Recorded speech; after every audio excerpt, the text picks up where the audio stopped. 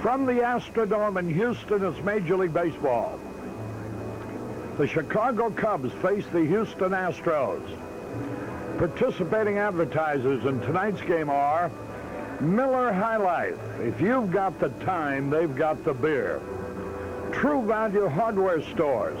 True Value, more than just a name, it's their way of doing business. Union 76 and your neighborhood Union 76 dealers who invite you to go with the spirit of 76. Canon, so advanced, Canon is the world's leader in 35mm photography. Toyota Motor Sales and your Toyota dealers. Zenith and your Zenith dealers. At Zenith, the quality goes in before the name goes on. United Airlines. People who fly for a living choose United. This copyright telecast presented by authority of the Chicago National League Baseball Club, which has the right of approval of the announcers, intended solely for the private, non-commercial use of our audience. Our national anthem.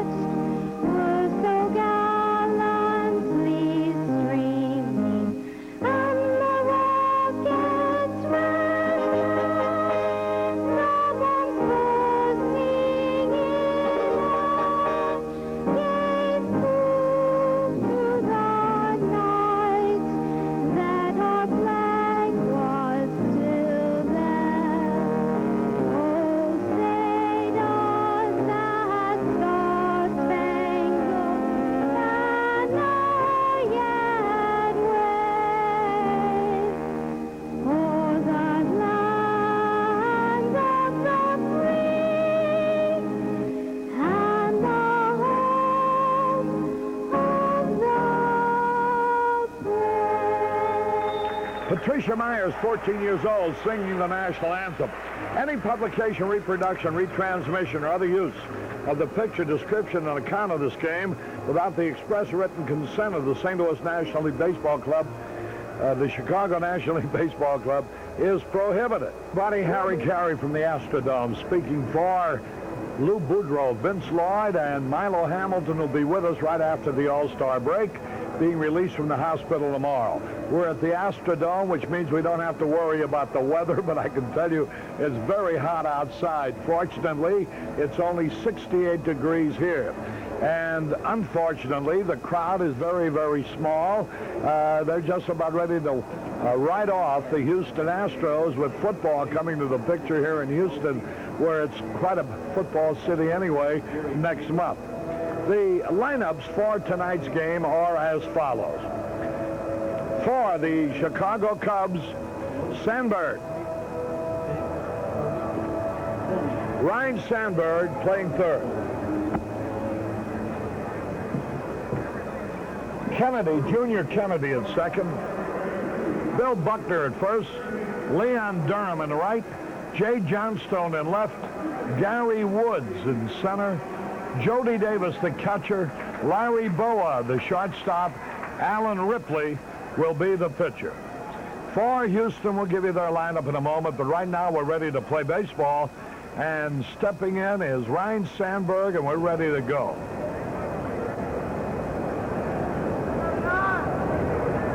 First pitch of the ball game. Fastball in there, a beauty. Don Sutton on the hill, he has won 8, lost 4. A tremendous pitcher, and has been throughout his career. Curveball high. Cincinnati at Pittsburgh rained out. Los Angeles at Montreal, no score in the 6th. San Diego leading the Phillies 3-1 in the 3rd. The Cardinals are 0-0 at Atlanta in the 4th.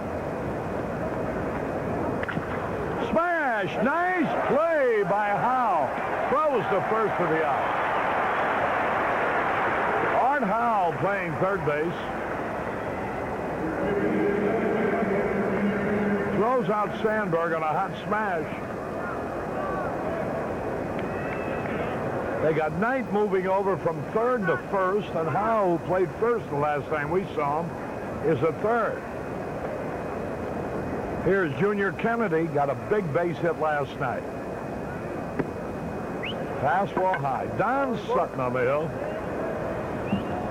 A lot of Chicagoans pulling to the Cubs here.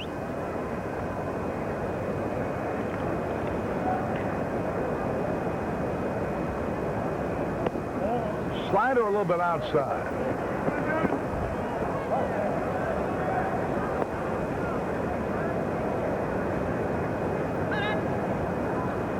A couple of Milwaukeeans here pulling for the Cubs. Darrell and Paula Seal. Kennedy takes it high. Sutton with a good earned run average of 3.16. He has won 8 and he's lost 4. He was tremendous against the Cubs the last time he faced them, right here in the Astrodome. He walked him ball forward. The Cubs have a base runner. Here's Bill Buckner. Buckner hitting .280 with 4 homers, 44 RBI. See where Ricky Henderson stole his 79th base yesterday for Oakland. The Reds have lost their last 9 in a row, and their super scout Ray Shore in attendance here tonight. Billy Buckner hitting only .241 against the Astros. Good fastball right in there. Houston is 12 games under 500, 15 and a half back. They've won 34, lost 46. 3 games ahead of the Reds, who are last. All the American League games starting later. The National League games underway. A little bit low. The Cubs have played against the top teams in the division the last 12 games. They've won 6, they've lost 6, and they could have done better. So that'll give you an idea about the closeness of the competition. Boy, Miss Texas is just walking down the aisle.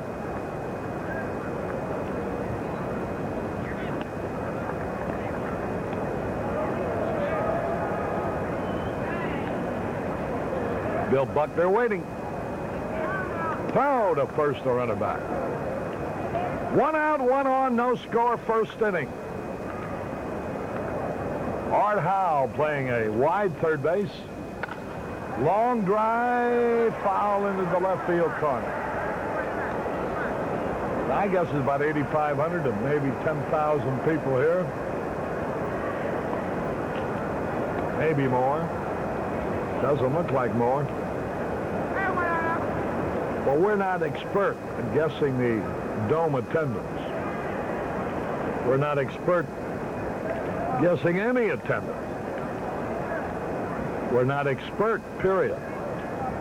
Throw to first, the runner back. Arnie informs me there might be 11 or 12,000 here. Now the delivery.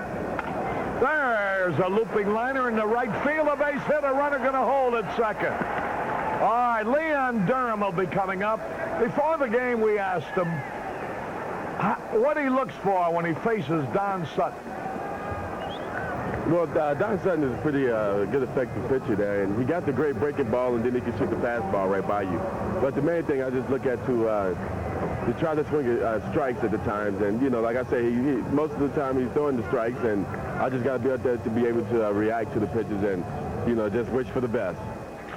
Okay, let's hope you get a strike, Leon, and hit it out of here. Durham hitting .301 against Houston. Fastball high and outside. Durham with 11 homers, 46 RBIs, hitting .296. Buckner at first. Junior Kennedy at second.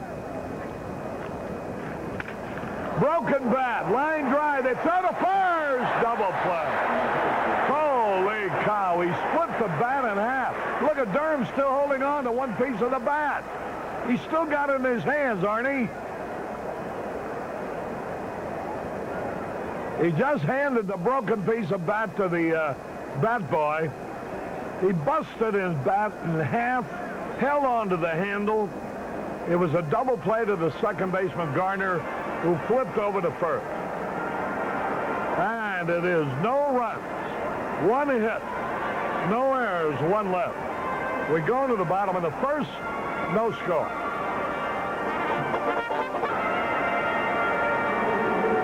Carry back at the Astrodome. There we're replaying the broken bat line drive hit by Leon Durham.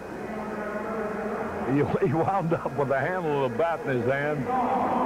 Here we go with Dickie Thon, the shortstop, leading it off.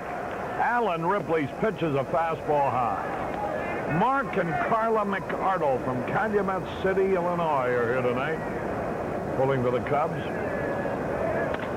Fly ball, center field should be caught, and it is by Gary Woods. There's a replay again of Leon Durham. Look what he's got left of his bat. Not much, is it? Looks like a toothpick when he's through. Terry Poole hitting .246, 7 homers, 34 RBI. Poole, the right fielder. Alan Ripley, who's won 3, lost none. The ball is bunted foul off to the left. Michael Greenberg from Champaign, Illinois, watching the ball game here tonight.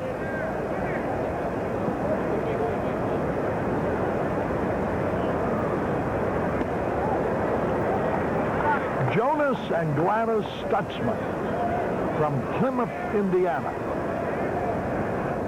pulling for the Cubbies here today. The pitch. Line drive. Buckner leaps and makes a sensational catch. Holy cow. Oh, let's watch. Watch the way his leap is at its apex. Look at that. That's as high as he could jump, and he timed it perfectly. 2 up, 2 down. I'll tell you, Buckner has just played a remarkable first base all year long. Here's Ray Knight, now a first baseman, hitting .360 for the year against the Cubs.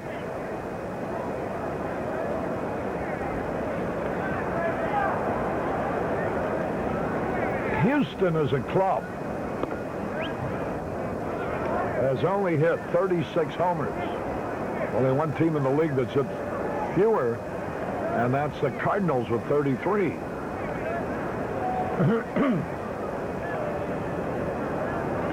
Cardinals seem to make more of their lack of home runs than Houston does. The pitch. Pop foul back, out of play.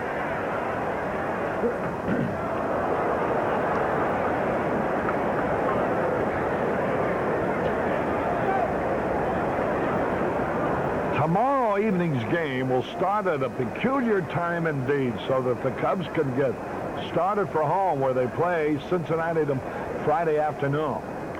We'll be on the air with you on Channel 9 at 5 o'clock tomorrow in the evening. Curve strike call. So remember to get up early tomorrow to see us at 5 p.m. Now the delivery, here it is. Curve high inside. Alan Ripley trying for his 4th victory without a loss. San Diego still leads at Philadelphia 3-1 in the 4th. Atlanta batting bottom of the 4th, 0-0 with St. Louis. Now the pitch on the way. He struck him out and they made him look bad. Ray Knight was fooled with a change of pace curve. Nothing across at the end of 1. Nothing.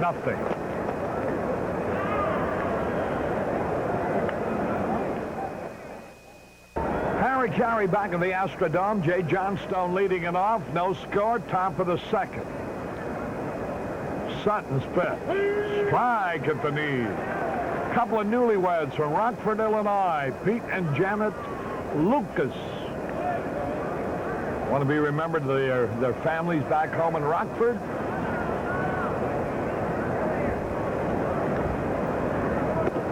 Curve a little bit outside. And at the Shamrock Hotel, the bartender there, Thaddeus J. Brigman, lives in Crosby, Texas, was telling us about how they've all become Cub fans because of the cable. There's a pitch foul out of play. They all get the Cubs games down here. The Mullen gang from Washington, Indiana are here.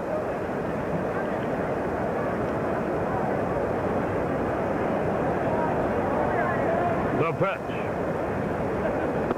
Hey, struck him out. Johnstone goes down swinging.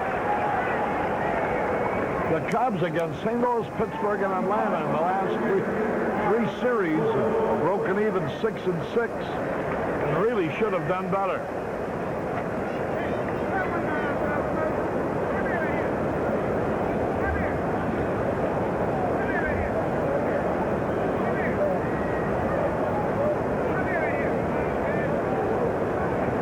Sutton gets ready. Here's Gary Woods, the center fielder, hitting .287.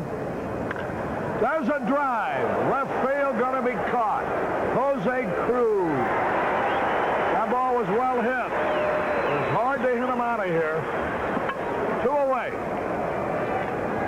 Esther and Tommy Learvig formerly lived in Chicago watching the game here tonight. Well, we got a lot of Cub fans.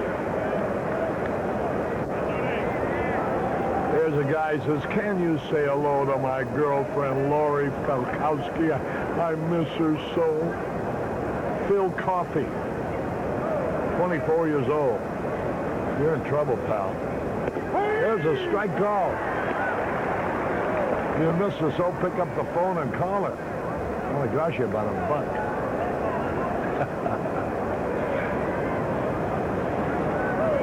Now the sign. Jody had a cut in him. Jody Davis hitting only 100 against Houston, 2 out of 20. One of those 2 hits was a homer. Altogether, he's batting .241.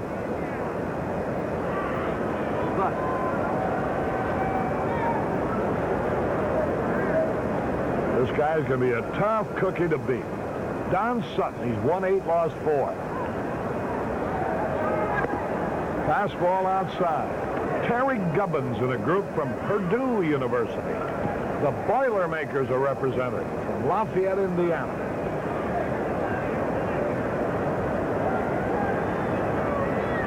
Now the pitch, here it is. Popped it up on the infield. Who's going to get it? Here's Howe, and he makes the catch. The third baseman, Art Howe. And Jody Davis popped out. 1, 2, 3, nothing across. We go to the bottom of the second, no score. Harry Carey back in the ballpark. We go on the bottom of the second. Jose Cruz will be leading it off for the Astros, no score. Detroit failed to score at Chicago in the first inning. The White Sox now batting. St. Louis and Atlanta, they're 0-0 now, going into the 6th.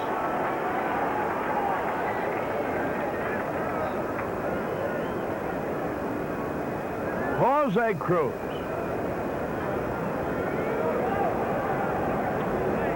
The pitch by Ripley. Curve, a change of pace of beauty. Dave Sanchez watching out in Cupertino, California.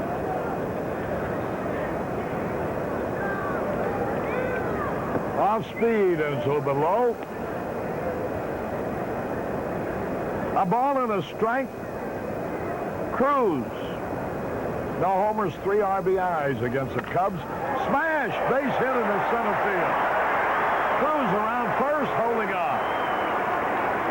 He ripped that ball hard past Boa. That'll bring up the second baseman, Phil Garner, whom the Cubs have had a tough time with all year. He's hitting .385 against. Ken Feltman is here with the Houston contingent of the Emil Bourbon Society. That society is made up of over 200 dedicated Cub fans, most with political or media jobs. In other words, freebies.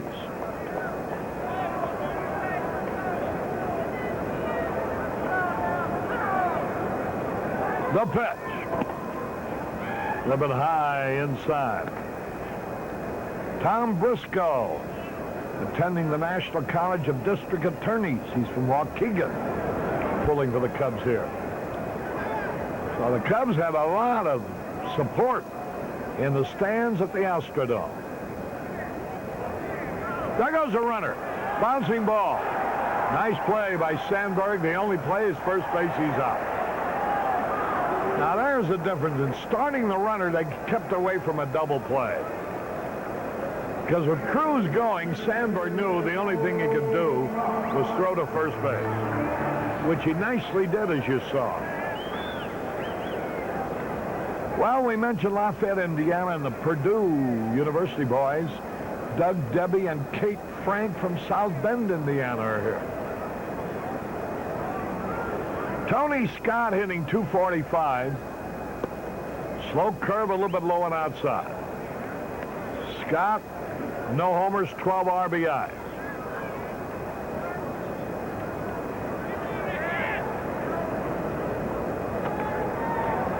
Now, Rip's pitch is a fastball at the knee. The Bestwicks are here from Rock Island, Illinois.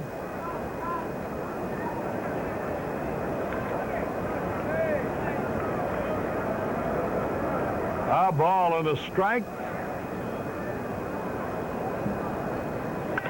Bouncing ball. Nice play. Throw to first for the out. Junior Kennedy went to his left. Ripley fooled him with an off-speed pitch. Scott almost got it through there. Here's Art Howe now. The third baseman hitting .217, 2 homers and 18 RBI.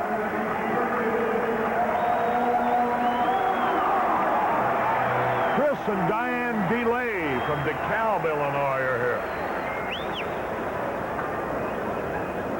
They want to look at the baseball. Nick Colosi's the plate umpire. Jerry Davis, a rookie at first. Frank Pulley at second. Doug Harvey at third.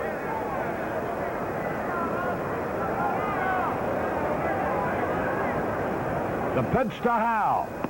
Good slider on the outside corner.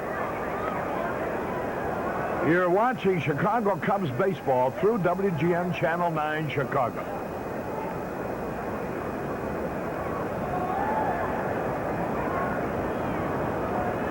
The delivery. High fly ball, deep center, way back. It's going to be caught. Gary Woods at the warning track. Howe flies deep to Woods. No runs, 1 hit, no errors, 1 left. At the end of 2, both teams have, with the little boy shot at, nothing. Harry Carey back at the Astrodome. Larry Boa leading it off, hitting .244 for the year. No homers, 20 RBIs. There you see Don Sutton. And you see Larry Boa, the way he looks facing Sutton. There's a pretty good breaking ball, but low. John Phelps wanting to be remembered to all the home folks in Dixon, Illinois. Sutton, a bright, articulate young man. High ball 2. And a good pitcher, too.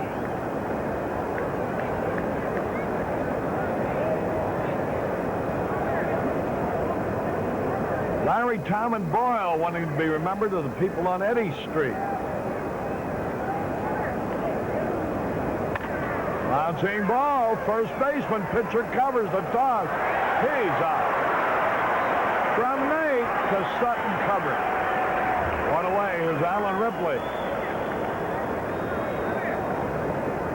Sandy and Susie Cooper of Mount Zion, Illinois. Pam Harn of Sullivan, pulling for the Cubs. They're from Carroll Stream, Ralph Hetherington and group.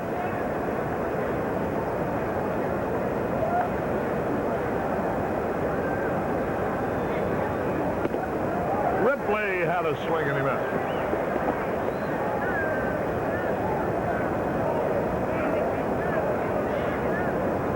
Rick and Debbie Lisi watching the game. Ripley swung at that like a pitcher. See, Carlton Fisk led to all the vote getters in the American League for the All-Star team, beating out George Brett.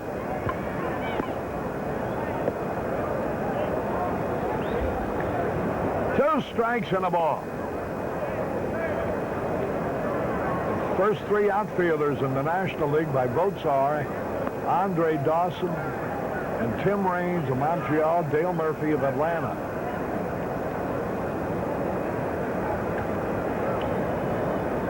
Here's the pitch. Low outside.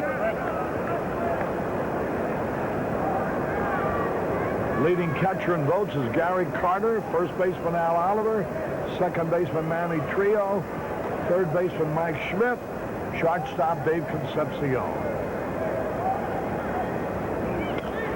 High pop foul back out of play. In the American League,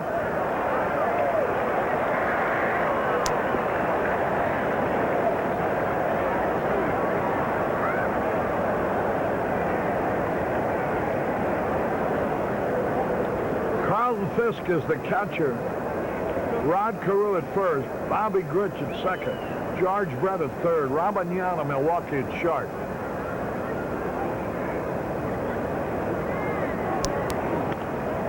Foul ball back.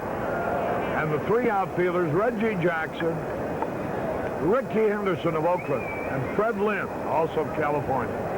Four members of the Angels were voted to the team.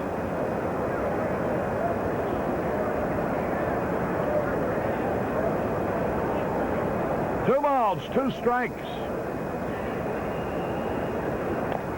Foul tipped and Ripley giving them a battle. Remember 10 o'clock every Sunday night, Sports Scene. I think you'll enjoy the show. This week, Vince and Lou and Arnie and myself. Milo won't be able to make it. He'll be back at work right after the All-Star break. We'll rehash the All-Star game and also the race.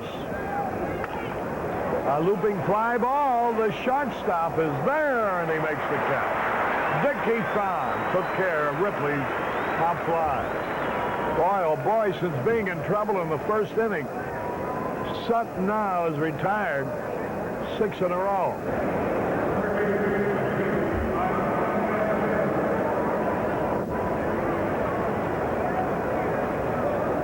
See where the Yankees beat Seattle 8-7 on Bobby Mercer's home run in the 12th inning last night. The Yankees had a 7-0 lead. And Seattle got 7 runs in 1 inning. The 7th to tie it up. It's the only inning Seattle could score out of 12. And on Mercer's home run, the Yankees won. High pop foul back. Sandberg having a good cut.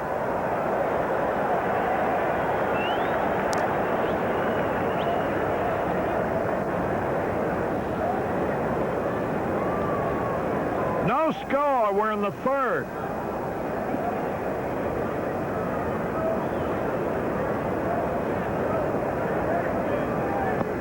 Curveball low and away.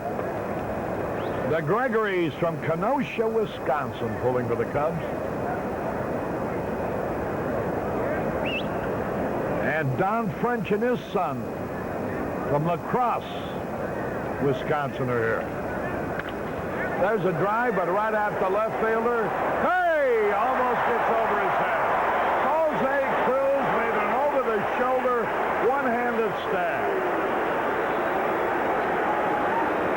try to play. He misjudged it at first. The ball was really hit hard. See it on a replay? And we go into the bottom of the third, 0-0.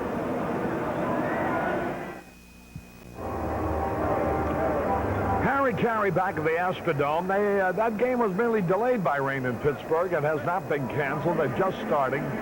It'll be Tom Seaver for the Reds trying to break a 9-game losing streak for his ball club. John Candelaria, the left-hander, going for the Pirates. The Dodgers just took the lead 3-0 in Montreal. Montreal's having their own problem. Valenzuela is pitching that game for the Dodgers. And Charlie Lee for Montreal. Here now is Louis Pujols, the catcher. Right-handed batter, the pitch is hot. Pujols, what I say. The pitch. High pop fly. Boa backing out under the ball, and he has it. Luis Pujols pops to Boa. 1 out. Here's Don Sutton. He's had 8 hits as a batter, struck out 16 times out of the 42 times he's been up. He's 8-4 for the season.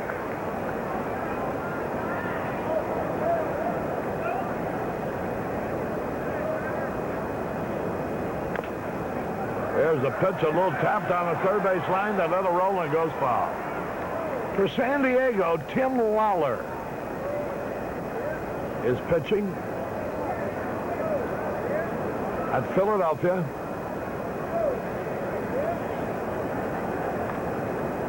And for the Phillies, Marty Bystrom. San Diego leading 3-1. There's Lee Elia, the manager of the Cubs. That Cub road uniform is really good looking. 1 out, nobody on. Smash on the ground. Junior Kennedy over to first, easy out.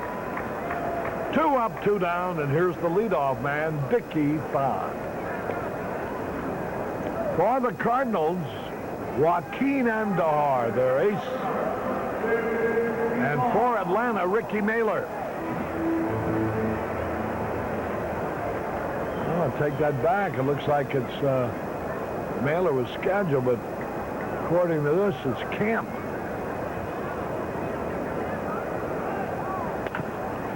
That's going to be easy. Junior Kennedy, 1-2-3 inning. So Fahn rolls out, 1-2-3, nothing across. Vince Lloyd and Lou Boudreau will be coming along here in a moment. We switch over to radio. This is Harry Carey at the end of 3 at the Astrodome with the score 0-0. Vince Lloyd here within. Lou Boudreau. And it's still a scoreless ball game as Kennedy drives one down the right field line, and that's going to go into the corner for extra bases. Here he is going into second base. Well, last night he had himself a big hit, a little Texas leaguer against the Atlanta Braves to that right side. But this time he hit that one sharp down the right field side, his second double of the year. Watch it. This one was not that so-called bloop hit that they had so much in the paper about when the Cubs defeated Atlanta. This was a line drive right down the right field line. And fortunately for Poole, who knows this ballpark, went right into the wall to stop it.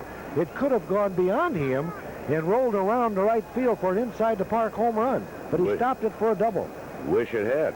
Yeah, me too. Now Buckner, who singled in the first inning, sending Kennedy, who had walked, to second. But that's as far as they got. As Durham sheared off a bat that went flying into the boxes behind their dugout. The pitch to Buck. Fouled, and that goes skipping into the box seats. They finally gotten underway in the Cincinnati-Pittsburgh Pirate ball game after a long rain delay. And no score going into the bottom of the first inning. Tom Seaver really struggling, as are his teammates on the Reds. Won only 4 and lost 9, pitching tonight against veteran John Candelaria. Buckner will try to pull this ball until he gets 2 strikes on him to move Kennedy to third. The pitch. Fastball away from him.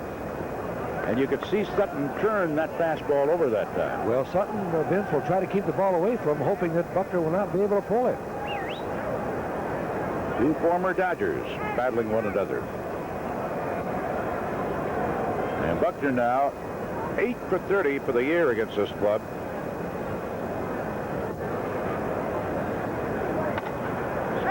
The high pop-up in the shallow left field is going to be caught by Cruz, and Kennedy will have to hold at second base. Buckner, that time unable to advance the runner. So Sutton did his job.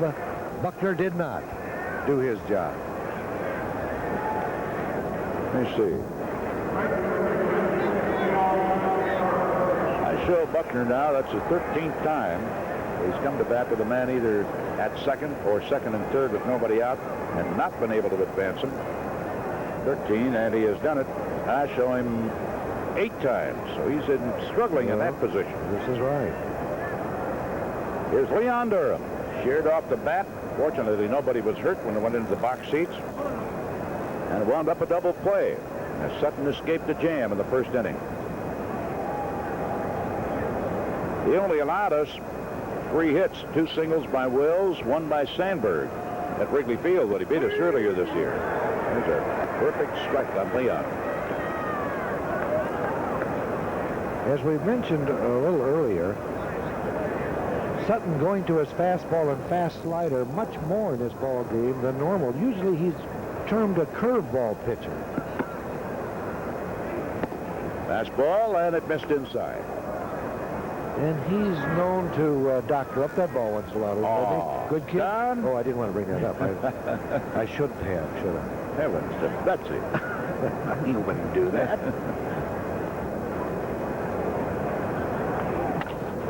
There's a ground ball out to the shortstop. Sounded like he hit a pumpkin with that one. Well, you can see why he's going to that fastball more often. He's making the ball stay away from the hitter so they can't pull it. But now he's on his own against Johnstone. He may go back to pitching normal, let's say. Yeah. And then Johnstone may break it up with a base hit. Inning open with Kennedy's double. Now they're 2 gone. Junior still at second base. Johnstone fanned to open up the second inning. 2 very offensive-minded ball clubs unable to score tonight in Atlanta. Cards in the Braves. There's a swing, and he pulls the ground ball to second, and the inning is over. Lead-off double. But Sutton does the job. Either Buckner, Durham, or Johnstone can bring him in. All 3 good left-handed hitters. No runs, 1 hit. 1 man left on at the end of 3.5, but Houston, it is still scoreless. We're back at the Houston Astrodome. Vince Lloyd and Lou Boudreau here with you. And I see the New York Mets have taken a 1-0 lead over the San Francisco Giants at Chase Stadium. St. Louis and Atlanta still 0-0. They finished the first inning at Pittsburgh, no score. White Sox scoreless in the second tonight. Look at the Minnesota Twins. They have a 6-0 lead over Milwaukee up at County Stadium in the bottom of the second. Katie hit a 3-run homer. Valenzuela looks like he's going to gain his victory. His 12th. He's leading 3-0 over Montreal. There you take a look at the big scoreboard here out in right center field. Shows you everything up to the moment. Terry Poole. Buckner robbed him of extra bases in the first inning with a leaping one-handed grab of his vicious line drive. He takes and that's the ball. Now the count is 2-0.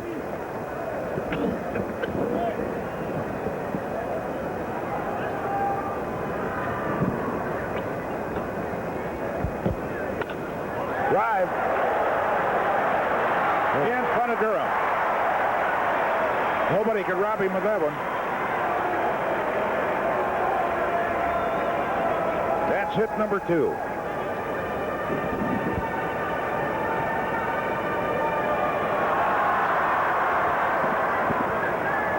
Ray Knight struck out in the first inning. Ripley has shown a lot of tantalizing off-speed stuff for several hitters tonight. He fanned Ray Knight and got him swinging on an off-speed 3/4 delivery down and away in the first inning. Knight has been probably the Houston's best consistent hitter. So I would not be surprised if Verdon puts on a hit and run with him at bat. Throw to first, and he's back again.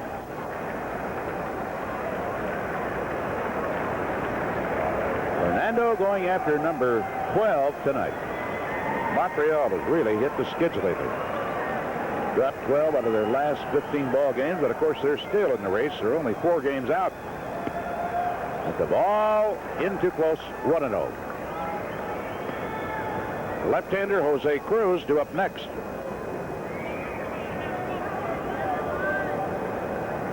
Ripley did a great job against Houston down here when he made his first start of the year on May the 13th. Went 6 innings. There goes the runner. Hit and run, and a high pop foul out of play. There was Good the hit and run. In on him. Yep. There was a hit and run.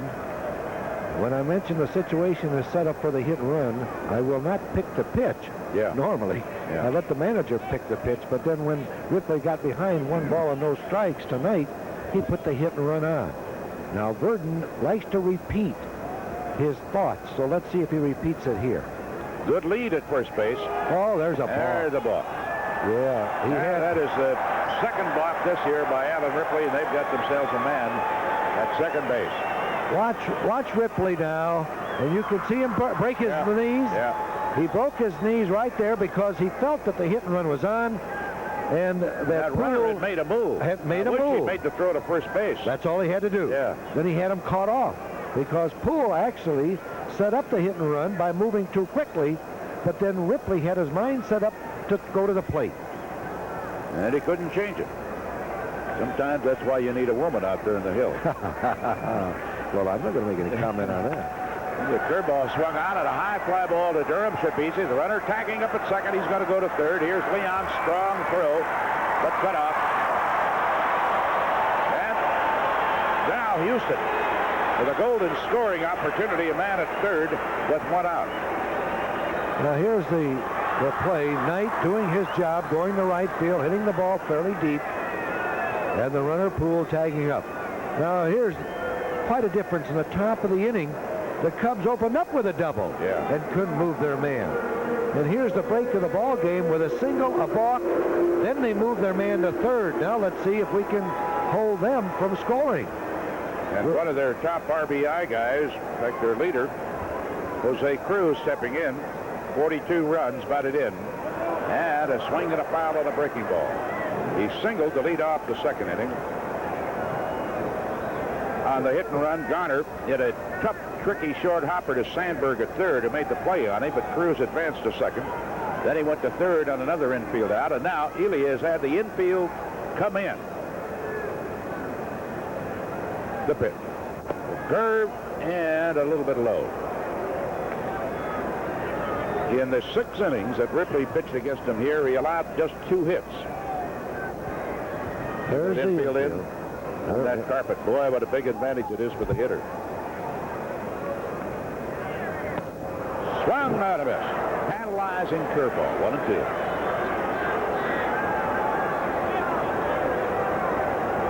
Cruz 4 for 24 against the Cubs for the year, with 3 runs batted in against us. Hasn't hit much, but he's made those hits count. Swing and a miss on a high fastball. Beautiful pitching that time by Ripley, and great calling move by Jody Davis. Yes, definitely, Vince. Set him up beautifully. He was looking for the curveball, and there's the fastball, and he wasn't ready for it. By the time he pulled the trigger or to swing, the ball was in Davis's glove. A great location on it, up and in on him. Now the infield can drop back with 2 gone. It is still a 0-0 ball game, and Phil Garner, good clutch hitter, takes the strike. His 39 runs batted in, 4 against the Cubs this year. 33 years of age, a real scrapper. The swing and a deep drive way down the left field corner. That is trouble. A home run for Phil Garner on a hanging curveball thrown by Ripley. And Houston breaks the ice at the Dome. They now have a 2-0 lead. Well, as you have mentioned it, a hanging curveball. and he just chopped the limb off of that tree as he really hacked it. Watch this ball up high, way up high, and he just hacked it. When a ball is curving and is that high, the hitter has time enough to judge where it. But when it's low, you cannot judge that ball as to where it's going to break in timing of your swing. But when it's up high, you just hack it. You can see all of it. And he just Tommy hawked that out of the ballpark. So Phil Garner's 6th home run of the year, and he now has batted in a half a dozen runs against us this year. Looked like he was going to get out of the inning when he did a masterful job on Cruz. But then hung one. That's only the 2nd home run off of Ripley this year. Tony Scott stepping in, nobody on. There's a curve, it's too high. A lot of times when a pitcher hangs a curveball, or that last pitch that you witnessed was high, it slips from their fingers. There's a swing and a ground ball. Kennedy quickly to his right, drops the ball, picks it up, goes! Got him on a good recovery by Junior Kennedy to retire the side, but the damage done. A single to lead off the inning, a balk, and then after 2 men retired, Phil Garner plants one over the left field wall. 2 runs, 2 hits. Nobody left. At the end of 4. Astros lead 2-0.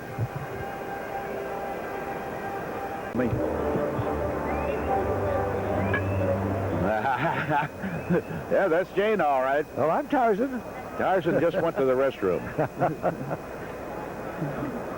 What a lovely, lovely lady, though, huh? A little baby out here.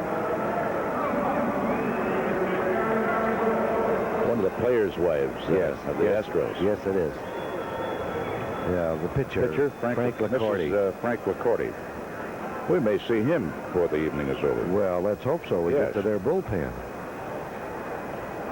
We've seen his wife, but I'd rather see him really on the mound. That means that Sutton would be in trouble. Gary Woods checks his swing and can't get the bat out of the way. It's a foul ball back out of play. Woods flied out to left field in the 2nd inning. Gary will be followed by Jody Davis, then Larry Boa. We have the Reds at Wrigley Field Friday, a doubleheader Saturday, and a single game Sunday. There's a strike right over the heart of the plate. Johnny McNamara, Johnny Bench, Tom Seaver, and all that gang. At Wrigley Field Friday, a single game. That's Ladies' Day, gals. Doubleheader Saturday, starting at noon. Fastball, and Sutton misses low and outside, 1-2. And then the All-Star break to be followed by visits from the Atlanta Braves and these Houston Astros. We'll have Canberra Day, Sports Bag Day, Ladies' Day, Senior Citizens Day, and some Cub victories, we hope. Lots of them. Louis Pujols going out to talk to Sutton.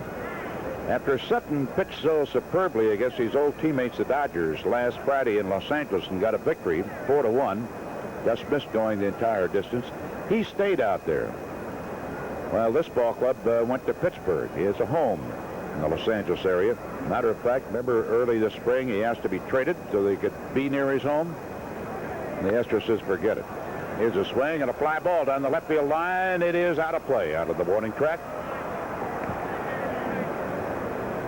But because they knew they weren't going to use him in Pittsburgh, Bill Verdon, the manager of the ball club, kindly let him remain out in California in those days. And not many managers would do that. I know you would, Lou, but... No, I wouldn't. But nevertheless, unless he says, well, you're going to give me your day's pay, it's all right. Go ahead and take 2 days off. But you're with this ball club. He'd say, what's that you said? Yeah, that's right. That's in the old days you could do that. Not today. Tap foul. But I'm quite sure Verdon is happy to keep his pitcher in a glorious mood and happy to be home with his family to relax. Got to keep him happy. Can't play well if they're not happy. Keep him happy. Just ask Bill Martin. Leo DeRocher. Yes. Number 2. It's a point now. Are you going to keep them happy, or are you going to be happy? Or are you going to be miserable and they're happy? That's the ball low. 2-2. While they're losing. When you're winning, Vince, you can do anything. That's right. Right. Now here's Sutton, how he pitches up and over. And he gets a great arm motion on that delivery. That's a good kick up that back leg, too. That's a drive that's fouled on the right field line. Now, there was a good picture of his curveball. You see how fast it was breaking. That's a fast-breaking curveball. The one that Ripley hung was a high curveball, and it wasn't fast enough to fool any hitter. Like he tossed a watermelon up there. Fastball, and he fouls that out of play. Well, Sutton's been around. He's a veteran. He knows how to pitch. He's one of the finest pitchers in the game of baseball. Maybe he's lost a little velocity. Maybe he's lost a little spin on that curveball. But nevertheless, he tries to make up that difference with the smartness of knowing how to pitch to hitters. Tremendously consistent over the years. There's a high pop-up in the shallow right field, and it'll be hauled in by Terry Poole, who gets there in a hurry. Poole is no fool. That'll bring to bat Jody Davis. Sutton tonight going after career victory 250. And among those 249 wins that he's accumulated so far, 55 have been shutouts. And his career earned run average just a hair over 3. And for this year, starting tonight, it's at 3.16. That's great consistency. Fastball that's too high. He has a delightful sense of humor, too. Likes to put reporters on from time to time. From Clio, Alabama. Strike called. Nick Colosi working the plate. Cubs at Wrigley Field Friday to host the Cincinnati Reds. There's another strike. Again, he came right over the top. When we talk about rhythm, we talk about a pitcher like Sutton. He gives you a slow motion windup, and then all of a sudden, when he makes his stride, that arm comes through very fast. Yes, really whips through. He sort of lulls that hitter to sleep with that slow motion windup, but then when he releases the ball, you better be ready. Gives you a southern windup and a northern delivery. With the wind behind his back. Yeah. Cincinnati tonight trying to stop a losing streak that is now extended to 9 in a row. The longest, I think, in the history of that franchise is 11 games. That's the ball too high.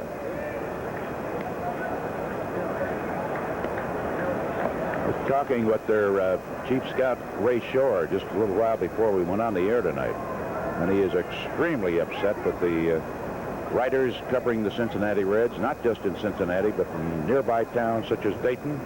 Says they are just all over the organization every day. Bouncing ball to the shortstop, Dickie Thone. Should be easy. 2 gone. Well, Vince, talking about Ray Shore, he's here for one reason, to scout the Cubs. Yes. Because Cincinnati comes to Wrigley Field. And he points out that they're being sharply criticized for letting George Foster, Ken Griffey get away, and Dave Collins. He said, you know, if they kept them, he said, Foster getting $2 million a year, and he's going to get that for another 3 years. Griffey and Collins right close to $1 million each. He says the club is going to lose money this year anyway with a reduced payroll. He says now add $4 million onto that, and you take a look at what those 3 guys are doing for their ball clubs. And he says we may be a notch ahead of where we are now, but that's about all. He said we're trying to rebuild over there, but he said the press just won't get off their backs. Well, they have been tremendously consistent as a contending ball club or a champion ball club for over a decade, and I guess they're entitled to be down 1 year. Swing on a curveball by Larry Boa. Not to a lot of fans throughout the country, but to our fans, they've had to take it for a number of years, and they're still loyal to the Cubs. There'll be better times ahead for the Reds, and we know there are going to be better times ahead and very shortly for the Cubs. 1-2 pitch. Oh, looks at a fastball that's high, 2-2. Bernard The Cubs did not have a winning record in April, but then they bounced back in May and they split 28 ball games. And then that horrible month of June. Foul ball off of Boa's body. Out of play. And they just couldn't put the brakes on in that 13-game losing streak. Now, so far in this month of July, started at St. Louis, winning 2 out of 3 against that ball club that's right up on top in that Eastern Division, trailing Philadelphia by a single percentage point tonight. Go to Atlanta, which has the best record in the majors, and split the 2 games and might well have won both of them. High pop-up, and Boa disgustedly flips the bat away. That's going to retire the side as Garner captures it at second base. And Sutton now has retired the last 6 batters he's faced, and not one of those 6 has been able to hit the ball hard off of it. At the end of 4 1/2, on the 2-run homer off the bat of Phil Garner, the Astros lead 2-0. And in addition, you're going to get that beautiful, beautiful colored team picture. Mark down that date.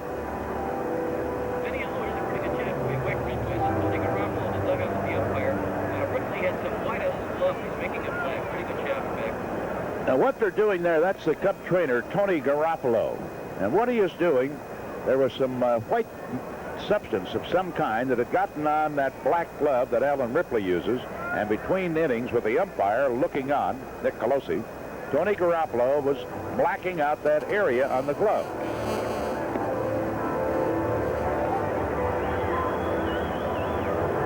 Colosi now went over to talk to Bill Verdon, explained to him what was going on. You know, I don't want to put the kibosh on Allen here at all, because he has just done a remarkably fine job since becoming a starting pitcher right here against Houston back on the 13th of May and getting a shutout victory. But in the 5 previous starts that he has made, he has picked up 3 wins, suffered no losses, and in the 2 games that he started in which he did not participate in the decision, the Cubs wound up a winner. So he's been a good luck charm ever since going into that starting role, which had let him start more frequently, like every other day. Vince Lloyd and Lou Boudreau with you, and Art Howe, who had a deep drive to center field to retire the side in the 2nd inning and leave Jose Cruz stranded at 3rd, is going to lead off. Art, 35 years of age, in his 7th year.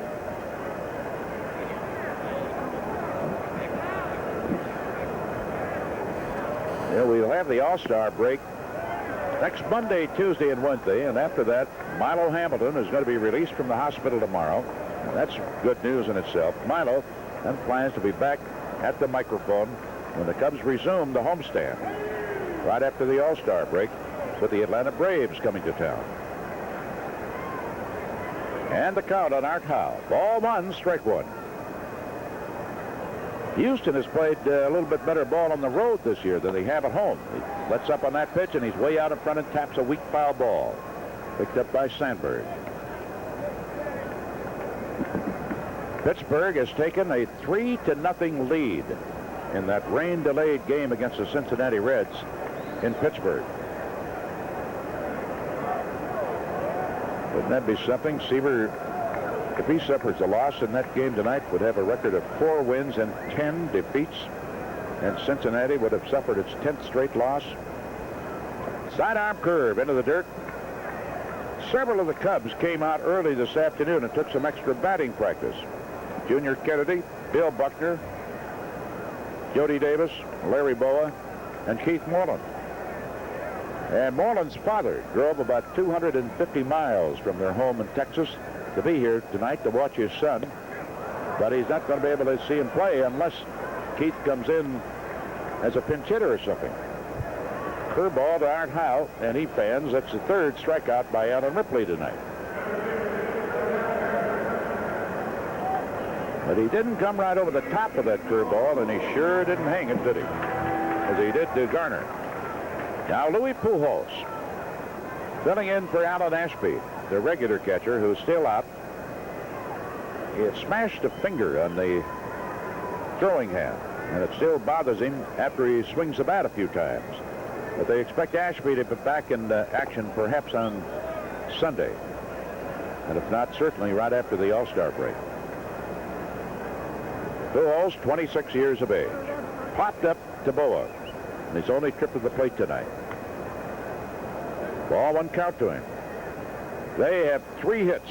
A pair of singles and a 2-run homer by Garner. Tried to hold up and he can't do it. And the count goes to 1-1. Louis Pujols now for the year, 18 hits and 74 at-bats. There's a swing and a high fly ball. Moving to his left is Johnstone, and Jay is there to haul it in. 2 gone. Now Don Sutton, the batter.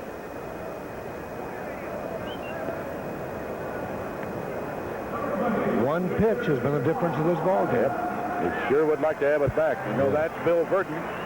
There's been some pressure on Verdon here and some criticism from time to time by the media because of the unhappy first half that the Astros are having to endure, and particularly here at home, where mentioned they played better on the road than they have here. There's a swing and a bouncing ball up the middle. Larry Bull behind second base, and Sutton, not able to run very fast, is thrown out to retire the side. They have won 16 and lost 24 here at the Dome this year. Doesn't make for a lot of friends either for the manager. At the end of 5 on Garner's homer, the Astros still lead 2-0. Oh, isn't this a beautiful crowd? Just lovely. Now back to the ball game. Boy, if we had a 2-0 lead, you could have Cameramen are described pretty that. sharp-eyed, and that Arnie Harris doesn't miss a trick, does he?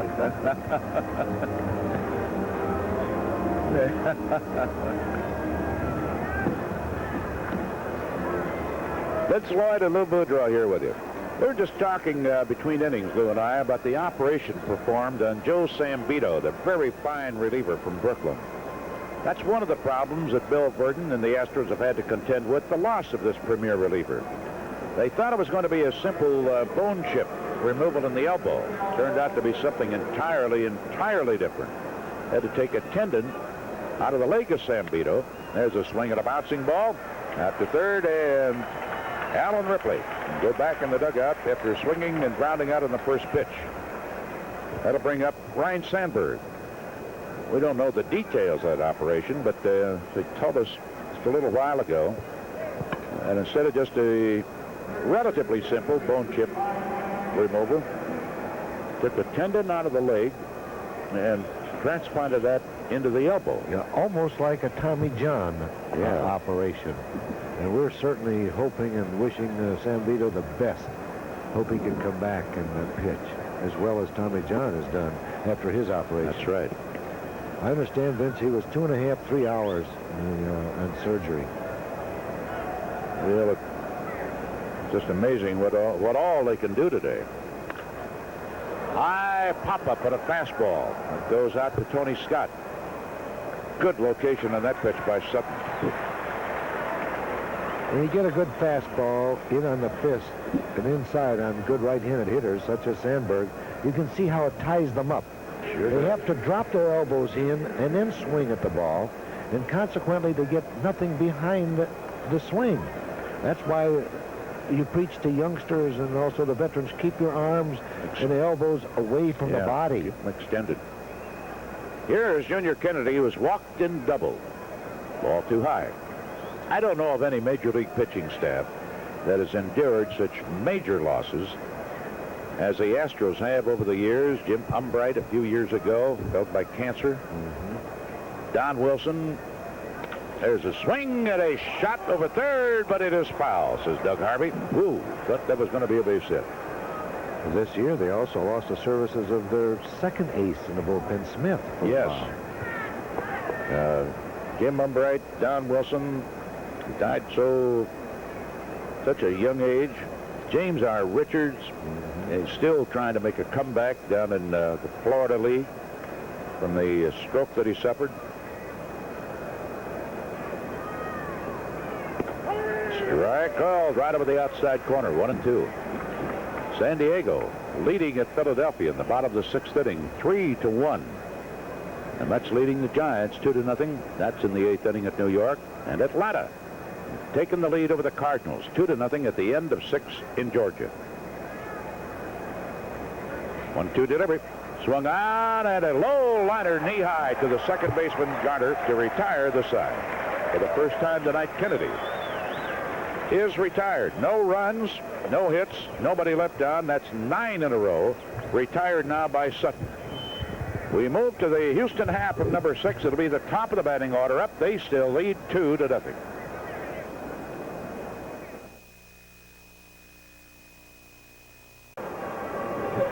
Bottom of the 6th inning at Houston. Vince Lloyd and Lou Boudreau here with you. You know the kid from Libertyville, Mike Marshall, who the Dodgers have finally brought up. Tonight hit his 3rd home run for Los Angeles. It came with a man on. And they're now in the 9th inning at Montreal with the Dodgers behind Fernando and that home run by Marshall. The Dodgers are leading 3-0. On the message board here, they have a message. Let's take a look at it. There's our Special message. wishes to Milo Hamilton, Cubs broadcaster. There's a line shot into left field. Johnstone dives. He cannot hold the ball in the glove. The runner getting up and going to second base as the ball rolls in on that billiard ball infield or outfield all the way to the shortstop position. Take a look at it again. Here's a ball. Yeah, well hit. If Johnstone would have made the catch, it would have been a sensational catch. But he kicked the ball or kneed it right out of his glove. That will be ruled a double, and Dickie Thome, as he's 8th of the year. Leadoff man out again. It's the 3rd inning in which the Astros' first man up has reached. We may get somebody warmed up very quickly because 2 runs is enough to give the Astros this late in the ball game. We don't want them to get very more than I'd like to give them. No. There, we are Kenny going to get Krabek going out. He is scheduled to make a start at Wrigley Field this weekend against Cincinnati. The Reds are in such a position that they're not sure who their starters are going to be in that 4-game set at Wrigley this weekend. Takes a button, takes the ball high. Gary Poole, robbed by Buckner his first time at bat, singled and scored in the 4th inning on a 2-out homer off the bat of Phil Garner. Poole 1 for 2 tonight. Was hitting only 130 against the Cubs this year until this evening.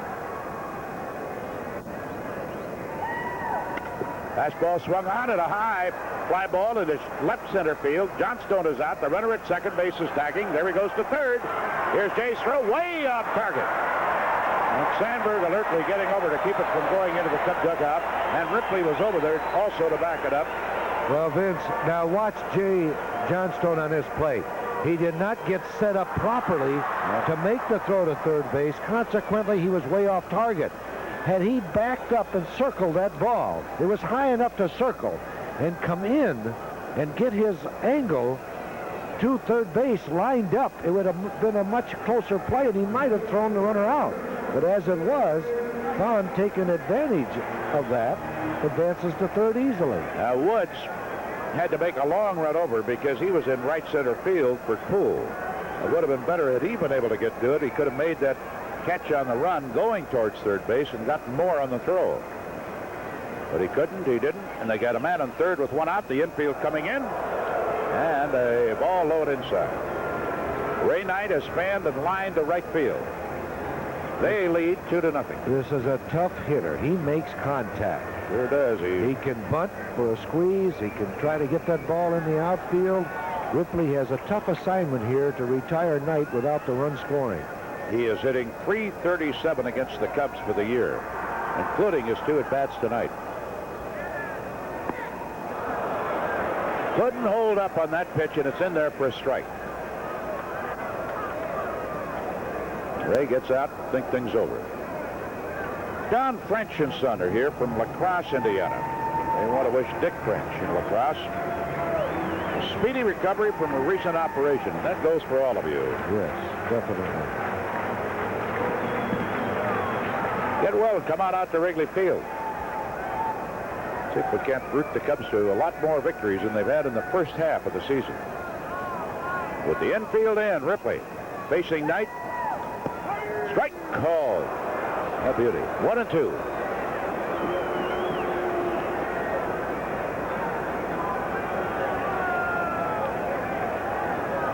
Those of you out at Resurrection Hospital, got a patient there, Tony Becco. We want to wish Tony a speedy recovery. He's the chief usher out at Sportsman's Park. Tony Becco at Resurrection Hospital. Left down, a curve into the dirt, a wild pitch, and the third Astro run of the night slides across the plate. Well, now I can't explain that or describe that kind of a pitch. Sure. Just watch this. Look at this. It's got to be at least 10 feet down the first baseline. And you can't tell me that a pitcher can concentrate on throwing the ball to that spot. He's not concentrating on a particular pitch like that with a man on third. And Jody Davis does a normally good job of blocking pitches into the dirt, but you could see him there trying to slide over to his right as quickly as he could and try to backhand the ball. He just couldn't do it. So Ripley has committed a balk tonight, and now a wild pitch. There's a curve low and outside, 3-2. 1 gone, bases empty.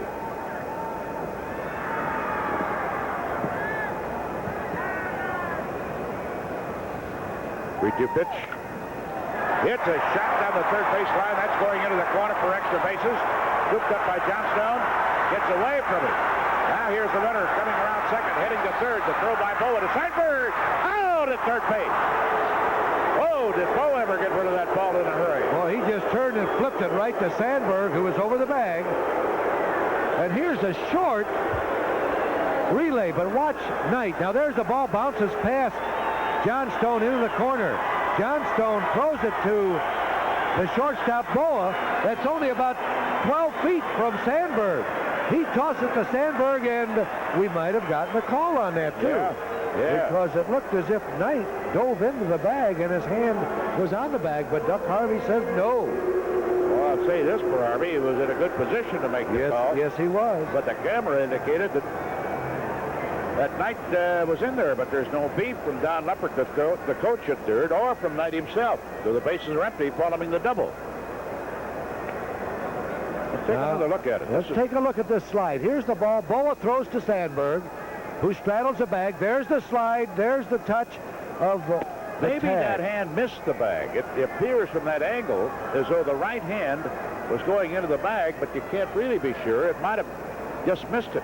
Plus the Harvey fact was right there, and there was no big squawk from the Astros. There's a hard ground ball to Buckner at first base. Off the hill is Ripley, takes a throw, and that retires the side. Let me get back to that tag, too, because Sandberg was at least a foot in front of the bag that could have made the play. Yeah. Had he been back over the bag, the hand would have reached the bag first. Now watch, see where Sandberg is. Watch the tag up front on the shoulder. It's on the shoulder, you see. I think it's a good call. Well, I know it's a good call. It's for the Cubs. Doug Harvey, you are to be congratulated. Great umpire. All right. At the end of 6 innings of play, Houston leads 3-0. Are trailing 3-0. Billy Buckner leading it off. First pitch wide. I would like to have you describe the pitch that was thrown by Ripley with a man on third for the wild pitch. The ball stuck to his fingers. It must have done something. There's a strike call. Well, he made really only 2 bad pitches in the whole game. One, he hung the curve to Garner, who hit it out. Don't those guys ever hit that hanging curve up straight up in the air? Not against us. Against us, it's home runs, but we get one, we pop it up. We pop it up, yeah. That's baseball. 1 ball, 1 strike. The delivery. He bunts, but he's going to be an easy out. Sutton was happy to see that. He wanted to push the ball by the mound and bunted it right to Sutton. Watch Buckner on this surprise. Wanted to lay the ball down, but he bunted it right back to Sutton, and it was an easy play. It didn't even look like he tried to drag the ball. They wanted to push it down the third base line. One out, here's Durham. Gary Linda and Kyle Katzel from Evansville, Indiana, enjoying the game. And enjoy it more if the Cubs would score a few. The pitch. A little bit high. Boy, you're watching Chicago Cubs baseball through WGN, Channel 9, Chicago, where the news will follow the ball game. Strike call. Harry, he just lulls you with that slow motion wind-up, and then all of a sudden, bang, that arm comes through very quickly. Do you know that he set a major league record from 66 through 69 for losing the most games to one team in succession? The Cubs. The Cubs, right. I wonder whatever happened to that. He must have changed his way of pitching, or else the Cubs players changed. I think it was 13, wasn't it? 13 in a row? 13 in a row. It's a record for a pitcher losing to one team. Well, he's doing quite a job on the Cubs tonight, thus far. He only gave him 3 hits last time he faced him. He's only given him 2 tonight.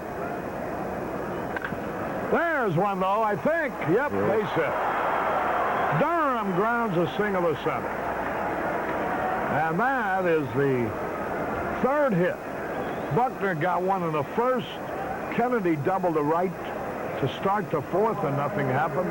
And now with 1 out, Durham singles to center. 4th inning hurt us with the opening of the double, opening up the inning, and not being able to score. Kennedy not even be able to move him along to 3rd. If Buckner had been able to get him to 3rd, the Durham's ground ball would have scored. That's right. Defensive setup is differently. Pitching is differently. Lacoste now in the bullpen. And that's where the Astros have been really weak this year because of the injury to Joe Sambito, their star left-handed reliever, and Byron Smith, their great right-handed reliever. Dave Smith.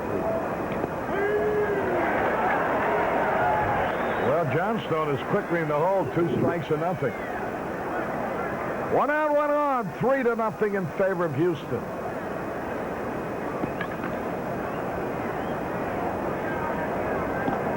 Durham a lead. He might steal it. Outside fastball. 2 strikes and a ball. Base hit right here might put a little something on Sutton's mind. He hasn't had to worry about much so far. No, he hasn't. The pitch. Bounce foul. When did Rosen play with the Indians? Was he on your club? Yes. Yeah, he played after 48, 49, and this Keltner was there, 48 and 49. Rosen came up in 50. He's now the general manager of the Astros. Runner at first, 1 out. 3-0 in favor of Houston. Outside, ball 2. Boy, Sutton does a great job of mixing him up. Yes, he does, and he's hitting very good locations tonight. Hasn't missed much. In fact, he's only walked 1 man. 37-year-old right-hander. His ratio of strikeouts over walks is 3-to-1 strikeout. Toss over tonight.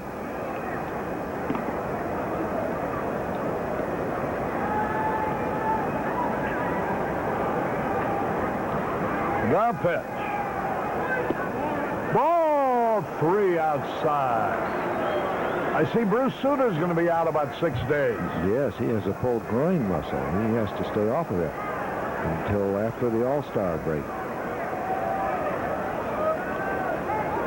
Activity in the bullpen. Lacoste. Here's the stretch. 3-2. Durham will be going. There, no, he holds. Strong, and there's a drive, but it's fair ball into the corner. Here's Johnstone on his way to second. Durham on his way to third. He's trying to score. The throw to the plate. Safe. Oh, great speed by Durham. Beat the tag. Boy, oh boy, and now it's a 3-1 ball game. I thought they were going to stop him at third. They kept him going. And Durham, with utilizing his great speed, streaked across the plate. Now, he was not moving on this pitch as Harry thought, and I thought he would be. Now he's coming around third. Watch this tremendous slide as Pujols gets the ball right now. And he slides just in front of the sweeping tag. Safe at home. Had he been going on the pitch, he would have scored easily. Yeah. I'm surprised he wasn't going. Well, so it's a 3-1 ball game now, and here's Gary Woods. Nothing out of 2 tonight. You know, Jay Johnstone didn't run right away. Like he thought it was a foul ball. Right. He thought it was going to curve foul. Pick up this run now, and we're right back into this ball game. Not that we're not in it now, but when you get a chance to get within 1, take that opportunity and take advantage of it. So Johnstone in scoring position. The pitch. Fastball is high. Gary Woods. Watch Johnstone hitting this line drive. He looks at it now. Now he stops. Then all of a sudden he says it might stay fair. And let me tell you, it was on the line. Yeah. Very close to that line, Harry. Yeah, but run. You can always come back if it's foul. That's right. You might be a little more tired coming back, but you can run.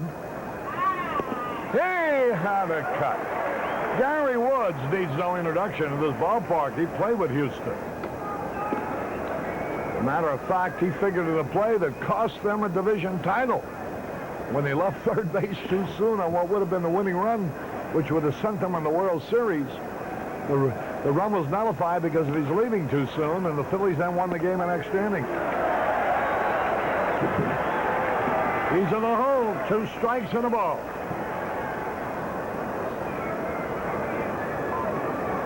Gary Woods.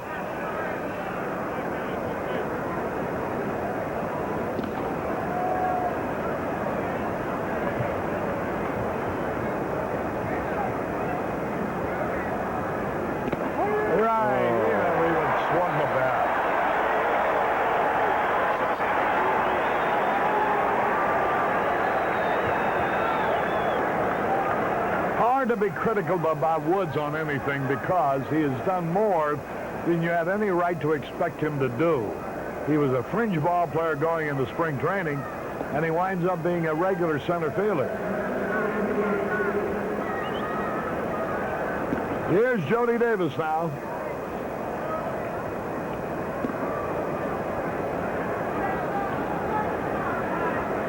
So you've got more out of Woods than you could have thought you were going to get. 2 men are out. Jody Davis is nothing out of 2 against Sutton. Fastball low. Now that I've cooled down, Harry, I agree with you 100%. But I don't care if you're a veteran or a freshman in the major leagues. That third strike, I'm going to swing. Oh, right? He acted like he didn't even think about swinging. Didn't even pull the trigger on it. That's just saying I don't trust that man in blue behind me. That's what I'm telling you. Right over the middle of the plate. That's right. High. 2 balls, no strikes.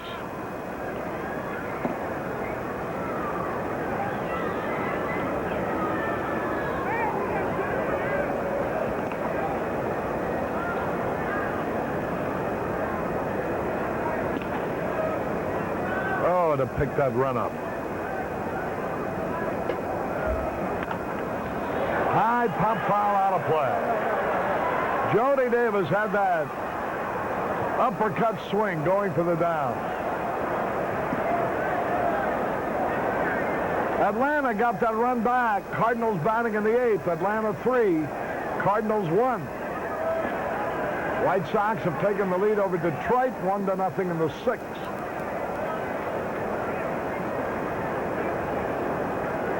Kansas City over Toronto, 2-1 in the 7th.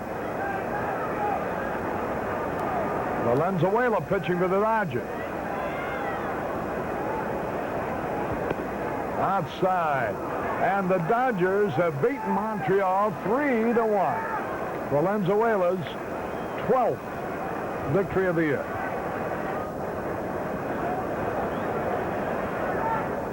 Three balls and a strike. Larry Bow on deck.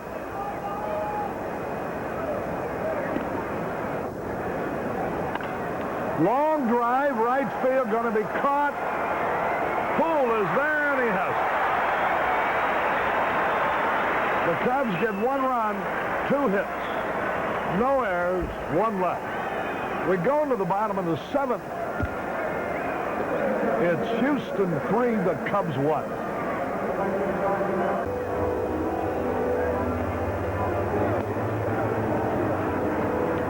Harry Carey with Lou Boudreau as we go now to the bottom of the 7th. We have a new pitcher, Mike Crowley. Ripley didn't pitch badly at all, but you got to get some runs. He allowed only 5 hits, 3 runs in the 6 innings he worked. Didn't walk anybody. Struck out 3. Made 1 pitching mistake when he hung a curveball with 2 out and 1 on to Phil Garner in the 4th, and Garner popped it out of here. Here's Garner again, coming up with the bases empty. Crowley's first pitch. Sinker low.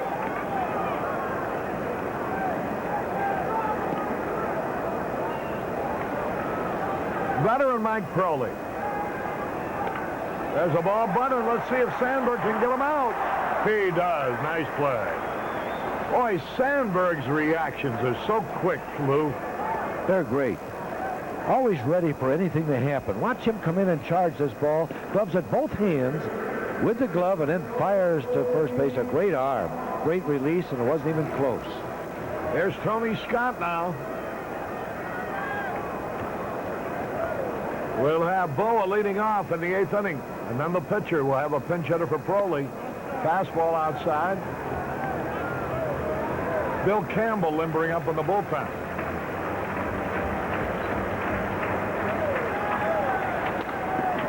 High pop fly coming in. Jay Johnstone is there. 2 up, 2 down.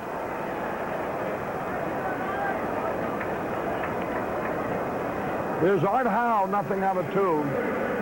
Tall, rangy right-hand hitter. Minnesota now leads at Milwaukee 6-3 in the 6th. White Sox batting in the 6th lead Detroit 1-0. The Red Sox on home runs by Evans and Rice lead Texas 3-0 in the 6th. Other Kansas City 2, Toronto 1 in the 7th. Baltimore at Seattle, New York at Oakland later. In the National League, Valenzuela won his 12th, beating Montreal 3-1. Ground ball to Boa. Hayes got it. 1, 2, 3, nothing across. Let's get some runs. At the end of 7. It's Houston 3, the good guys 1.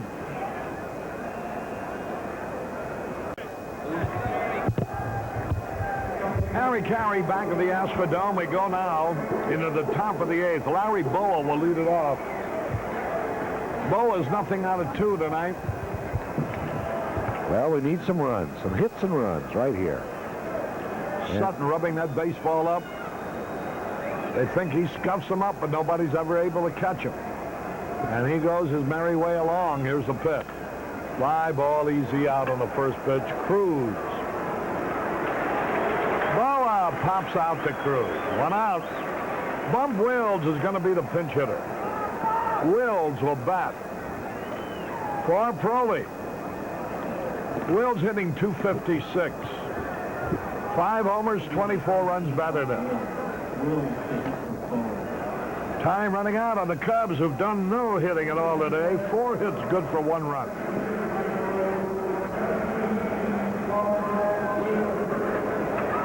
That's been average for the year against Sutton by the Cubs. He beat them 4-1 on 3 hits earlier this year. Right here in Houston. Swings at a fastball.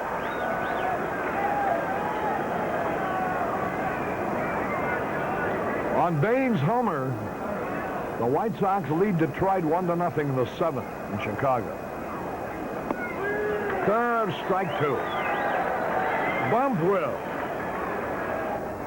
who leads the team in strikeouts with 51.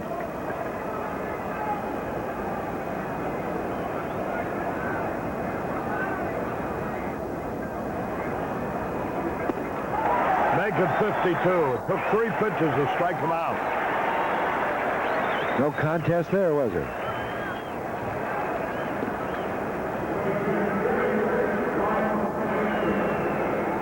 With 2 away is Ryan Sandberg, and there are not too many outs left for the Cubs now. They're down to their last 4 outs, and they trail by 2 runs. And still got to hold them in the bottom of the 8th at that. Here's the pitch. Sandberg takes it high. Minnesota batting in the 6th, leading 7-3 at Milwaukee.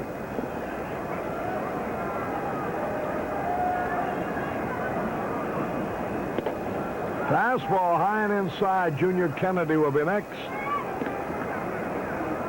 2 balls, no strikes.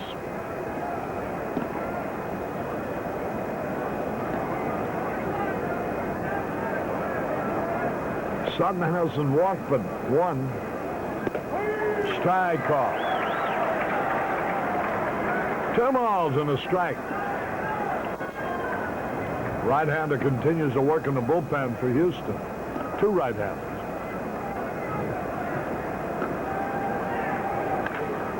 Lazy fly ball, easy inning.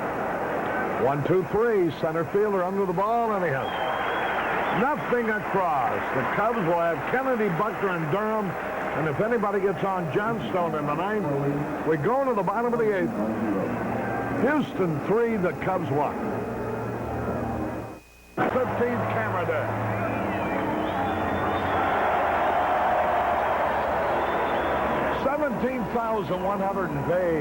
105 paid here. Louis Pujols will lead it off. Bill Campbell, the new pitcher. Crowley set him down in order the 1 inning he pitched. 17,105 paid. The catcher, Louis Pujols, who's nothing out of 2.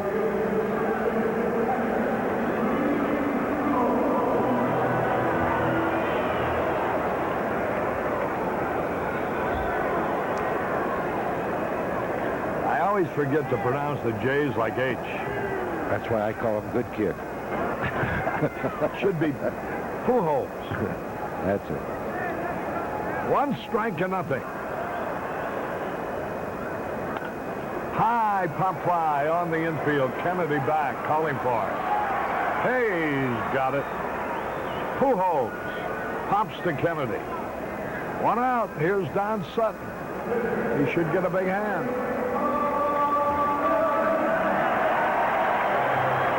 Sutton, a tough competitor. He's not happy about being with a team that's not in the race.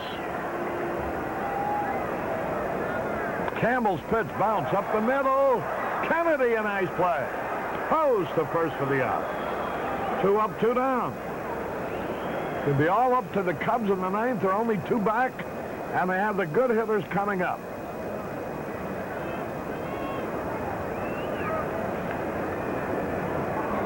Two men are out. We're in the 8th.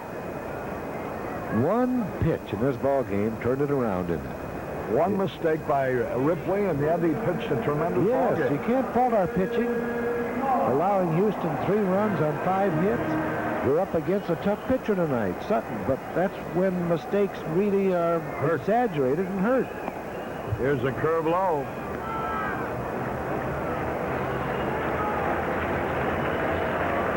Two men around, nobody on. High. Dickie Thon is 1 out of 3. Playing shortstop for Houston. 2 men out, nobody on base, bottom of the 8th.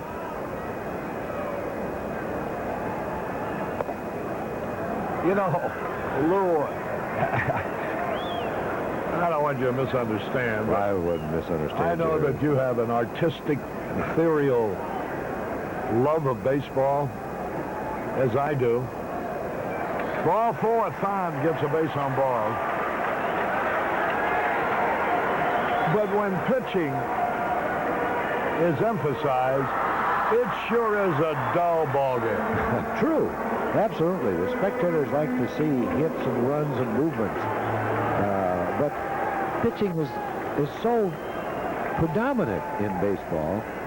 And it means that when you're in a closer ball game, those that perform and those that broadcast are keyed up more so than the fans. A lot of times, though, when you have two good ball clubs against each other, both with great pitchers going, and the score maybe is 0-0 or 1-0 or 2-1 or something.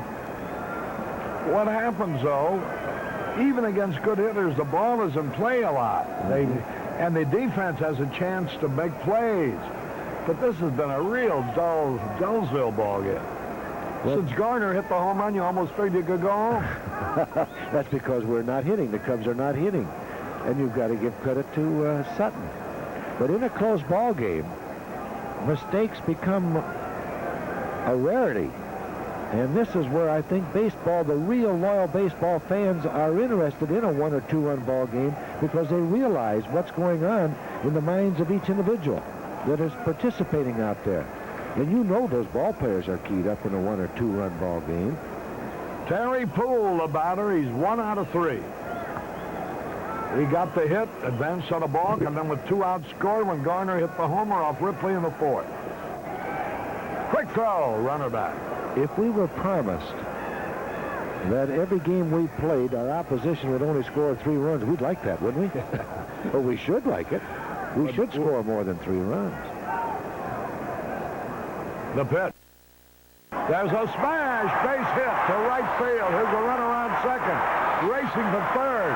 The throw, not in time. And Poole gets his second hit. A single to right. This ball was hit hard. Fastball that Poole just hits past the diving Kennedy at second base.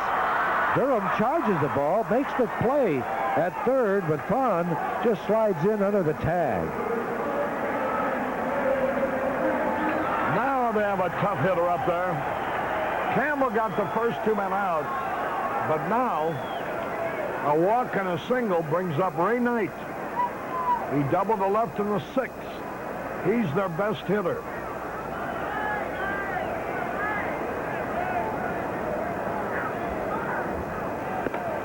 Fastball high.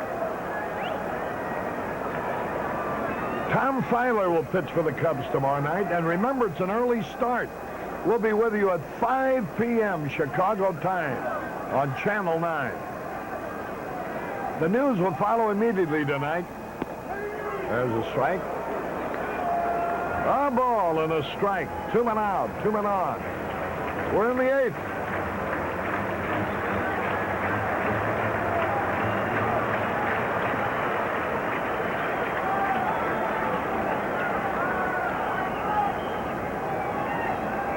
There goes a runner. Strike called. No play at second base. He faked, expecting Son to break to the plate, which he didn't. Jody realized that it was a tough pitch. It was a slow curve. Jody faked the throw to second, but it didn't do anything to the base runner at third. Sandberg was playing deep. 2 strikes and a ball. Be careful now. Runners at second and third.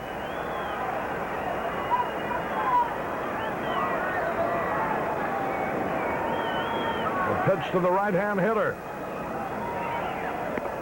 Fastball outside.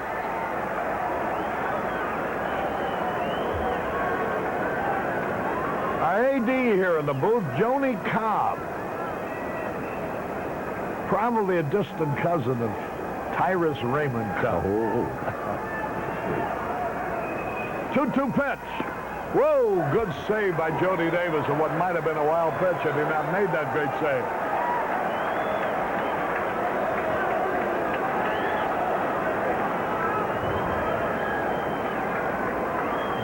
Big pitch now, boy, with Jose Cruz waiting on deck. He's a dangerous RBI man, too. Ray Knight digging in. The pitch. Bouncing foul. White Sox lead Detroit 2-0 in the 8th.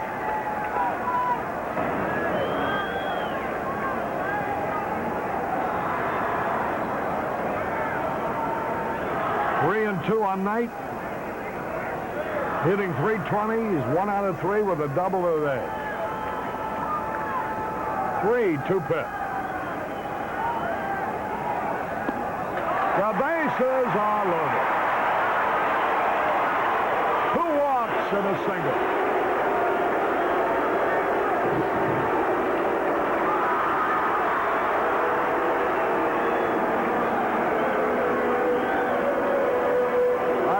Poor Bill Campbell just can never have an easy outing. For a relief pitcher, a late inning man, his earned run average is 4.88. This is 38th game. They've scored 31 runs. Bases loaded, 2 out. Outside with a screwball. He's the man you expect to keep the opposition close, keep us in the ball game. And as you mentioned with those stats, he just hasn't done it thus far. 1 ball, no strikes. Swung and he missed. He took something off on his screw jeep. Jose Cruz is going for the whole bundle. He's 1 out of 3 tonight. Astros leading 3-1. Cruz hitting .269.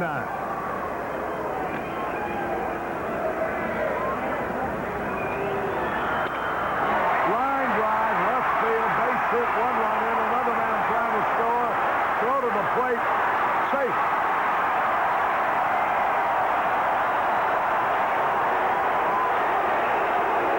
Well, that's Cruz. He went with the pitch. He's a tough hitter. That puts the ball game on ice, I would say, for Sutton. Scoring that. Johnson's throw was way up high. And by the time Jody Davis could catch the ball and then come down with it, the runner, Poole, had crossed the base for the second run of the inning. That off Campbell in 52 innings. 62 hits. 33 runs.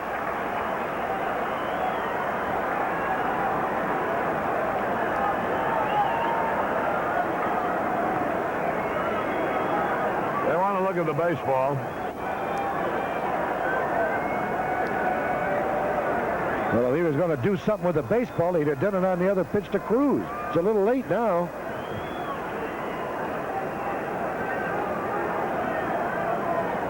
I think if I were him, I would start throwing a little, That's right.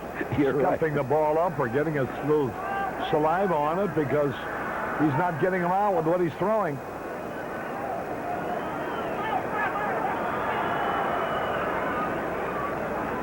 San Francisco beat the Mets 3-2. There's a long drive by Garner, but it's going to be caught. Gary Woods has it. 2 runs, all after 2 are out, a base on balls to little Dickie Fowl. Started it off. Then after Poole got a single, he walked Knight. Filling the bases and Cruz unfilled them. 2 runs. 2 hits. No errors, 2 left. At the end of 8, it's Houston 5 and the Cubs 1.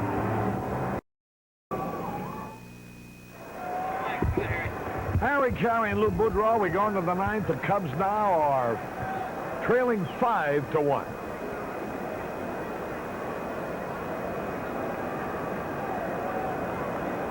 Junior Kennedy is 1 out of 2. Takes a fastball. Jim Rosinski from Downers Grove. Watching the ball game. They're here from Taylorville, Illinois.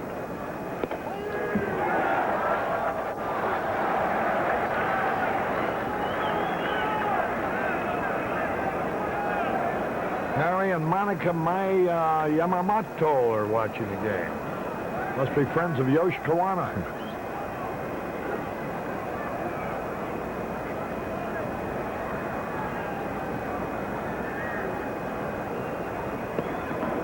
That evens the count 2-2.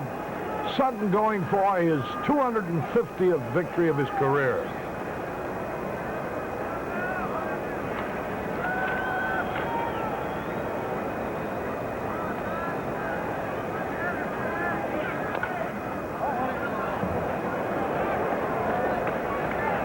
So Ripley, Alan Ripley, will suffer his first loss unless the Cubs can rally.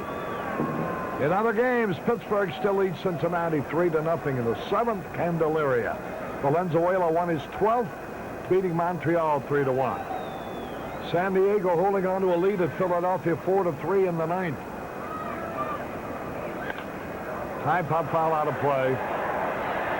And the Mets were beaten by San Francisco 3-2. Atlanta leads St. Louis 3-2. St. Louis batting in the top of the 9th at Atlanta. White Sox out in front of Detroit 2-0. Lamps pitching that. Minnesota leads at Milwaukee 7-3 in the 7th. Boston blanking Texas 7-0 in the 7th. Kansas City out in front of Toronto 3-1 in the bottom of the 8th at Kansas City. Baltimore at Seattle, New York at Oakland just getting underway.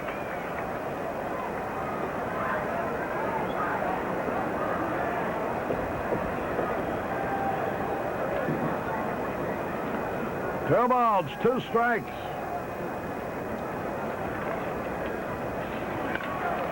Fly ball center field. Tony Scott drifting back. 1 out.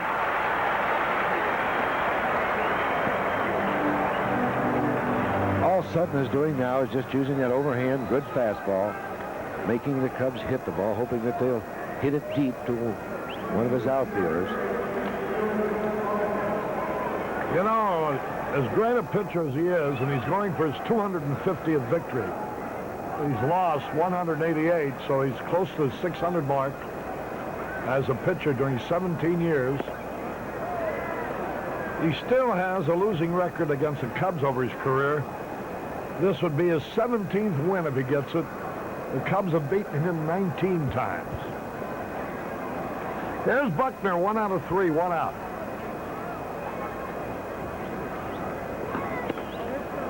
Inside. Last time that Sutton faced the Cubs here on May the 15th, he beat them 4-1 on 3 hits. Tonight, he leads them 5-1 on 4 hits.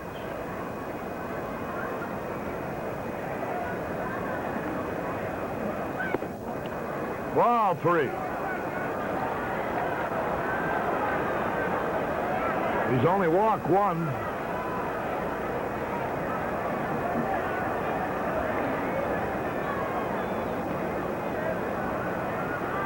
And he struck out 3. Walked him. With 1 out, Buckner gets a base on ball. And here's Leon Durham.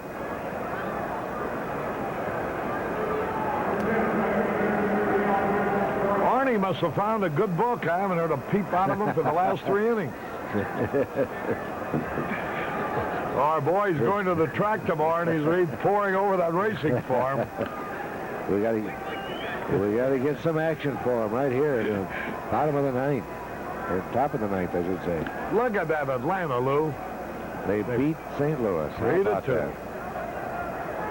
Boy, they hang in. That's remarkable. Strike call. That goes to show you how quickly it can happen. Filer against Vern Rule tomorrow. We'll be with you at 5 o'clock. That's 5 p.m. on Channel 9. Durham takes the strike.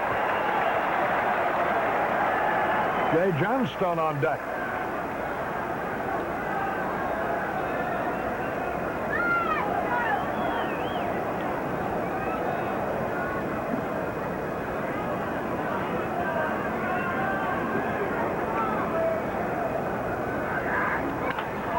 Ground ball to the shortstop, out at second. Safe at first.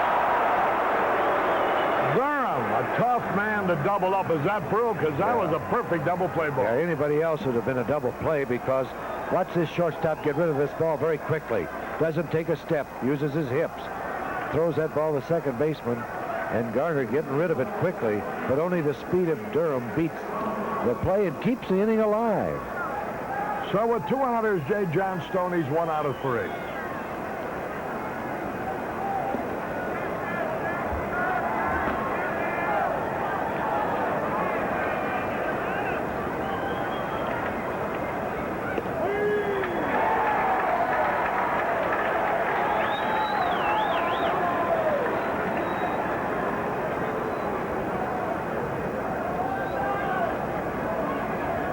Johnstone was a teammate of Sutton's with the Dodgers.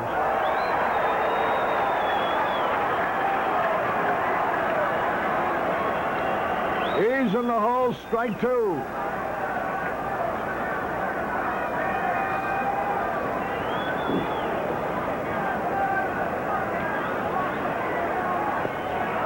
A little outside.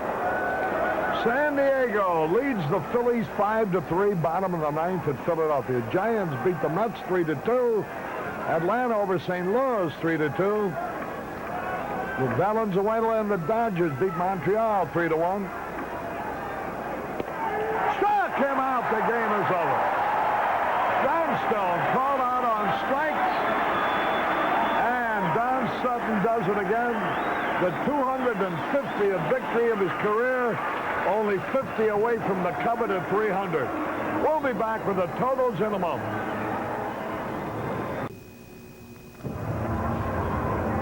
Harry Carey and Lou Boudreau, we're back at the Astrodome where the Astros have just beaten the Cubs 5-1. You know, this is one of those games, Lou, there's nothing you can moan and groan about. The other guy just beat you. You only made 4 hits, made only 1 run. You had very little opportunity. A great pitcher was on the mound against you. Al Ripley just pitched an outstanding game himself, made 1 mistake, and against a guy like Sutton, that's all it takes. That's right. Sutton didn't make any mistakes tonight. We made our 1 mistake. I don't know, Harry, but going back over the ball game, had we been able to score Kennedy when he opened up the inning with a double and had a 1-0 lead on the Houston Astros, there might be a different plan of pitching coming up. We don't know. But when you lose opportunities like that against a good pitcher who won't give you many chances, that means that you're in a tough ball game, and we were in a tough ball game. You know, I don't know how much longer, Lou, they can keep going to Campbell, to the late inning man. Now, you know, here we are almost at the 4th of July, and his record in late innings is not good. Why would you switch him around a little bit? Give him a chance to build his confidence again, an early relief or middle relief, to take the pressure off of him. I've got to agree with you 100%. I would say that he has to earn that position back, because Lee has given him all the opportunity in the world to keep the opposition close to us. He's failed on many attempts, which you have mentioned. So I would say now I've got to change my plan insofar as my rotation of pitchers. He's going to be my middleman, or he's going to be put into a ball game that's out of reach for us, and let him work his way back into that role. All right, Lou, here are the totals in a hurry now. 5 runs, 7 hits, no errors for the Houston Astros. Sutton wins his 9th. He's lost 4. This is the 250th victory of his career as he looks towards that 300 which he covets.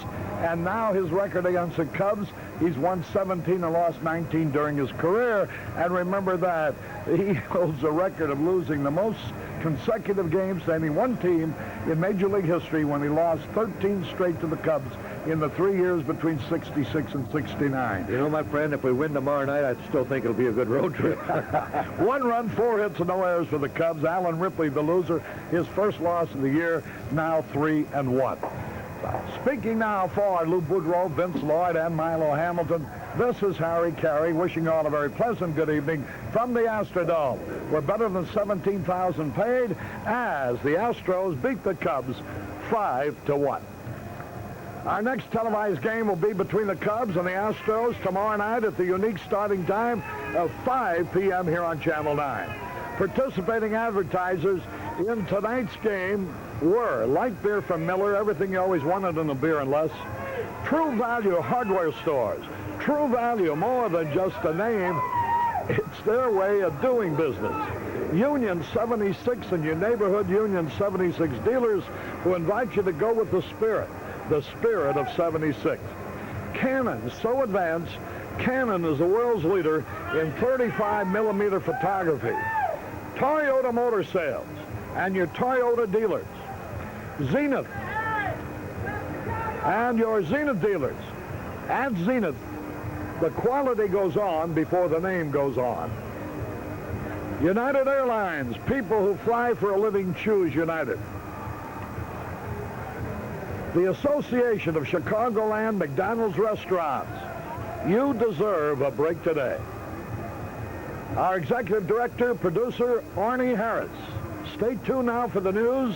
This has been a WGN Television 9 sports presentation.